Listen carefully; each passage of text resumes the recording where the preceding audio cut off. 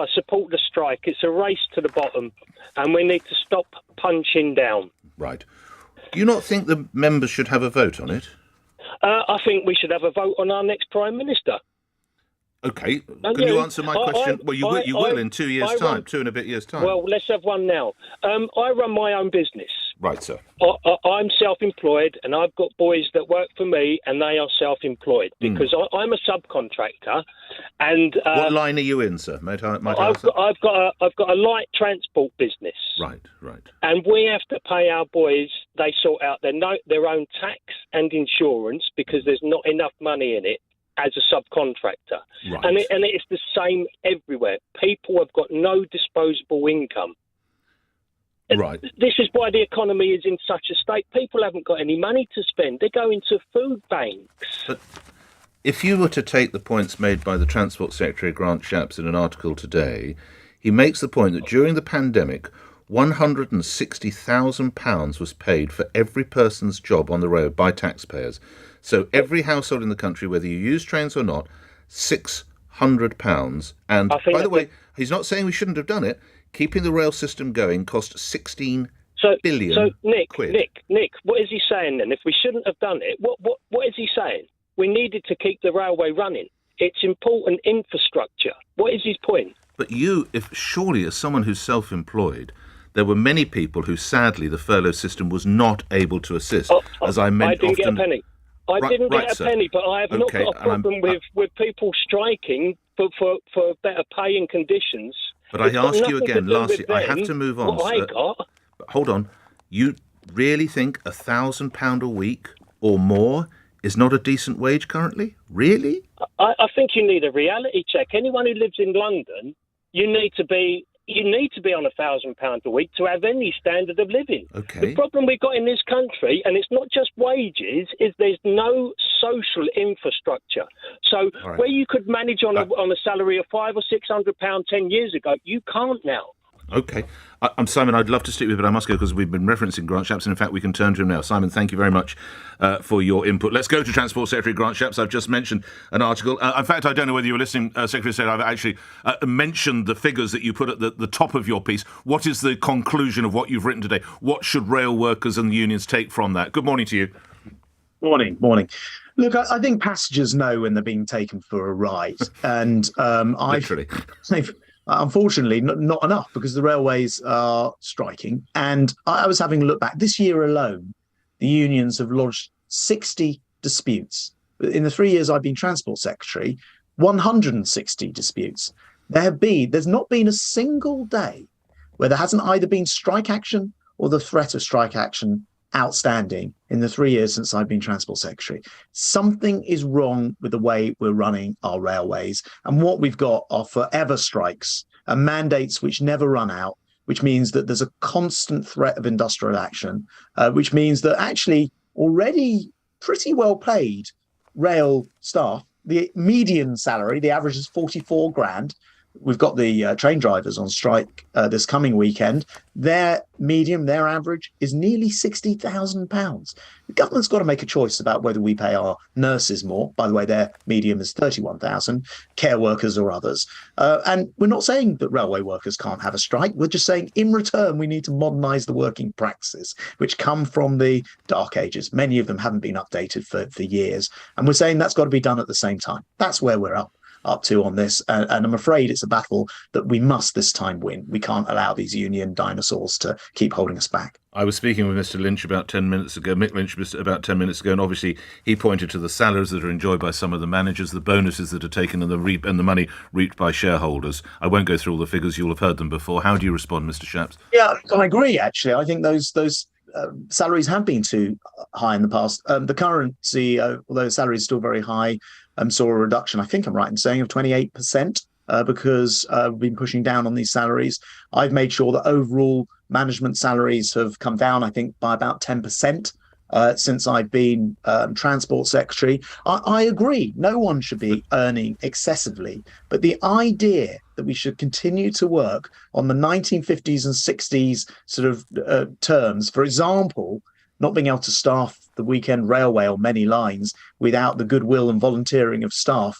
If there's a football game, say there was a big football match on Saturday night. Well, there could be a big one on Sunday afternoon, by the way, Secretary of State. There's a big one at Wembley, potentially. Exactly, yeah. What happens is that when there is one on a Saturday, on a Sunday, you end up not being able to run services on some of our lines. And that can't be right in a modern railway. We've got to actually be able to plan to run the railway every day in the contract. I don't mean people have to work 7 days a week. Many railway workers get to work, train drivers, for example, get to work a 4-day week.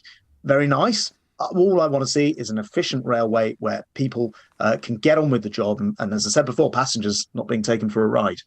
Lastly, on this aspect, Mr. Shapps, in the view of Mick Lynch, who is obviously a fairly influential trade union leader, Tories are holding the workers to ransom. It's virtually warfare. Quotes, it's time for workers across the economy, whether you're a member of a union or not, to take a stand before it's too late. Mr. Shapps. I think he lets the cat out of the bag right there, doesn't he? But for him, as he said before, he's nostalgic for the power of the trade union barons from the 1970s.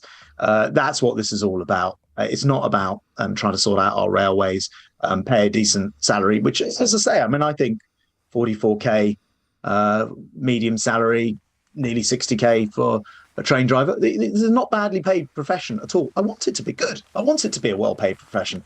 In return for modernising our railways, where, for example, maintenance workers at Network Rail should be able to walk from Euston to King's Cross, a 5-minute walk, and do the maintenance. But Mick Lynch says they're in different regions and therefore can't. Your listeners are not fools. They can judge this, and they know we're dealing with union dinosaurs who want to run forever strikes.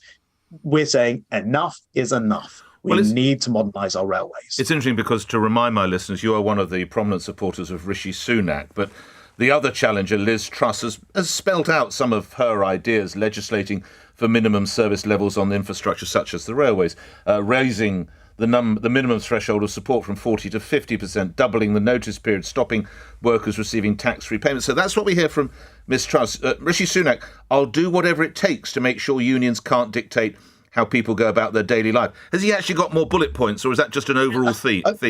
I was going to say, actually, the ideas that Liz Truss has put forward are actually from my paper. And today in a Telegraph article, I outline more of them. There are 16 different things that should happen in total. This is the policy area that I've been working on. They're my ideas, and I've no doubt that either of the leadership candidates would want to take these forward. It's time to stop these forever strikes. It's time to stop these endless mandates. And it cannot be right. So Mr Sunak is equally tough, because it's very much portrayed as Liz Truss. In some papers today, Liz Truss is being portrayed as talking tough to the unions. I just want to let's not use that language, but Rishi Sunak is ready to take a robust approach to this issue as well. That's absolutely right. And not only must we not sort of give in on the strike, we actually need to start to impose these changes, which we can do because passengers, who are the people who are losing out here, are not seeing a modernised railway. I mean, to give you an example, we still have the same number of booking offices, ticket offices, as we did when everyone bought their tickets online. At a ticket office. Yeah, now only 1 in 8 buy them at a ticket office because so many people buy them online, or contactless payment as you walk through.